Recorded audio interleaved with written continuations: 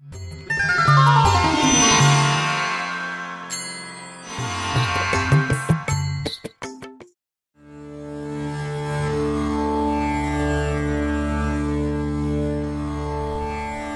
প্রেমময় শ্রী শ্রী ঠাকুর অনুকূলচন্দ্রের শ্রীহস্ত লিখিত সত্যানুসরণ গ্রন্থ থেকে পবিত্র বাণী পাঠ করা হচ্ছে। পর্ব 6।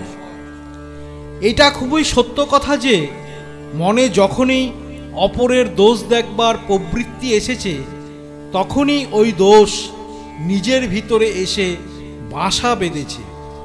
তখনই কাল বিলম্ব না করে ওই পাপ প্রবৃত্তি ভেঙে চুরে ঝেঁটিয়ে সাফ করে দিলে তবেই নিস্তার, নইলে সব নষ্ট হয়ে যাবে। তোমার নজর যদি অন্যের কেবল কুই দেখে, তবে তুমি কখনোই কাউকে ভালোবাসতে পারবে না। আর যে সৎ দেখতে পারে না, সে কখনোই সৎ হয় না। তোমার মন যত নির্মল হবে, তোমার চক্ষু তত নির্মল হবে, আর জগৎটা তোমার নিকট নির্মল হয়ে ভেসে উঠবে।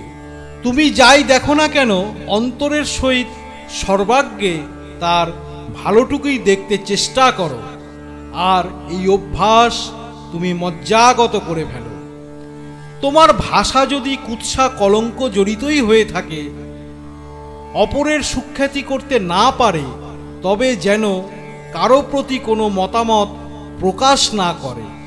আর মনে মনে তুমি নিজ স্বভাবকে ঘৃণা করতে চেষ্টা করো এবং ভবিষ্যতে কুৎসা নরক ত্যাগ করতে দৃঢ় প্রতিজ্ঞ হও। পরনিন্দা করাই পরের দোষ কুড়িয়ে নিয়ে নিজে কলঙ্কিত হওয়া, আর পরের সুখ্যাতি করা অভ্যাসে স্বভাব অজ্ঞাতসারে ভালো হয়ে পড়ে। তাই বলে কোনো স্বার্থবুদ্ধি নিয়ে অন্যের সুখ্যাতি করতে নেই, সে তো খোসামত।